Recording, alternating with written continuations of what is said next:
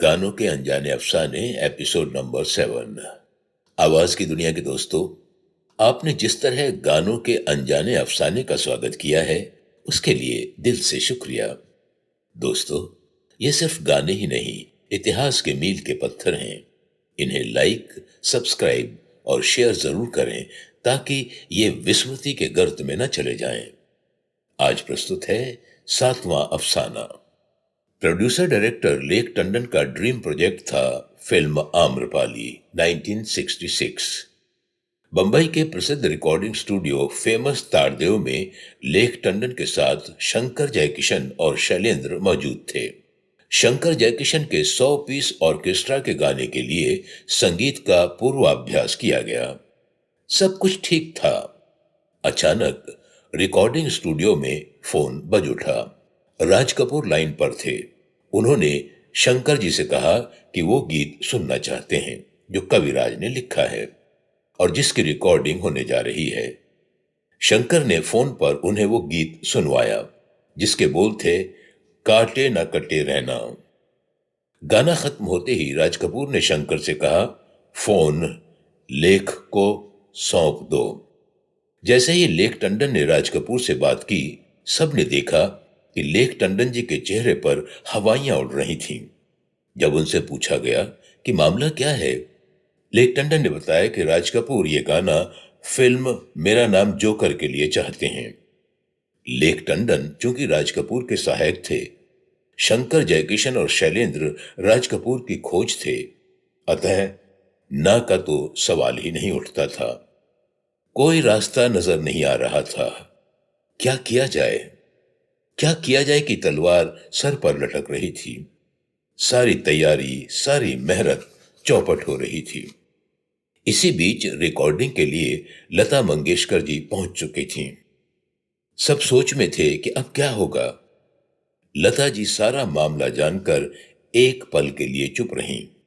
फिर उन्होंने हारमोनियम को अपनी ओर खींच लिया और कहा, तो क्या, चलो एक और गाना बनाते हैं।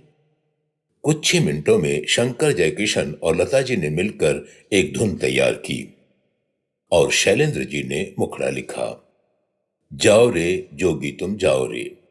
चारों तरफ वाह वाह की आवाजें आने लगीं। अंतरे पर आकर मामला अटक गया। तभी सोच में डूबे शैलेंद्र जी उठे और बोले, सभी को जाने दो और दोपहर 3 बजे वापस बुला लो, तब मेरे पास पूरा गाना होगा। कविराज शैलेंद्र ने लेक टंडन को बुलाया और उसे साथ चलने को कहा। वे शैलेंद्र जी की कार में बैठ गए और गोरेगांव के पास आर्य मिल्क कॉलोनी पहुंच गए, जो उनकी पसंदीदा जगहों में से एक थी। कुछ बोतल बियर के साथ दोनों एक रेस्टोरेंट में बैठ गए। लेक टंडन घबरा रहे थे। शैलेंद्र सिगरेट पीते रहे और सोचते रहे, पर उनकी नोटबुक खाली की खाली थी। दोपहर के 2 बज रहे थे। तब शैलेंद्र उठे। उन्होंने माफी मांगते हुए लेक टंडन से कहा, यार कुछ आ नहीं रहा, रिकॉर्डिंग कैंसिल कर देते हैं। 100 पीस ऑर्केस्ट्रा, स्टूडियो और सबसे बढ़कर लता मंगेशकर की तारीख को रद्द करना कोई सामान्य बात नहीं थी। लेक टंडन बुरी तरह घबरा रहे थे। वो सोच रहे थे कि अगर लता मंगेशकर ने उन्हें नहीं मारा तो उसके निर्माता जरूर उन्हें मार डालेंगे। वापसी के दौरान शैलेंद्र और लेक टंडन रास्ते भर चुप रहे। कार रिकॉर्डिंग स्टूडियो में पहुंच गई थी। भयावहता और डर ने लेक को जैसे डस लिया। लता जी पहले से ही वहां मौजूद थीं, मतलब वो अभी तक गई नहीं थीं। लेख ने शैलेंद्र से कहा, तुम उन्हें संभालो, मैं उनका सामना नहीं कर सकता। शैलेंद्र आगे बढ़े। उन्होंने मॉनिटर रूम में प्रवेश किया। कांच के कैबिन में देखा जहां लता जी समेत सारे गायक खड़े थे और गा रहे थे। शैलेंद्र अंदर गए। लेक टंडन देख रहे थे।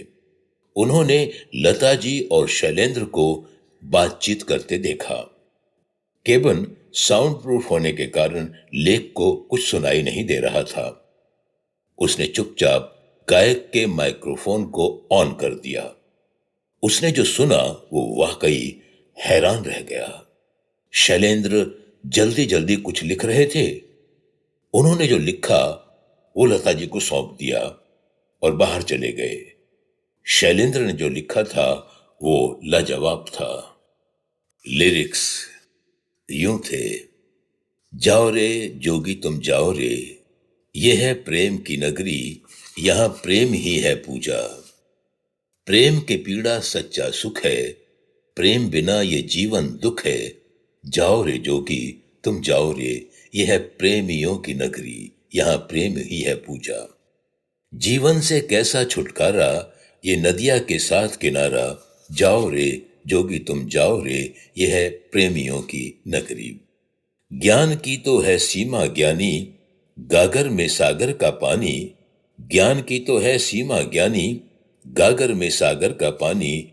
जाओ रे जोगी तुम जाओ रे, ये है प्रेमियों की नगरी, यहां प्रेम ही है पूजा।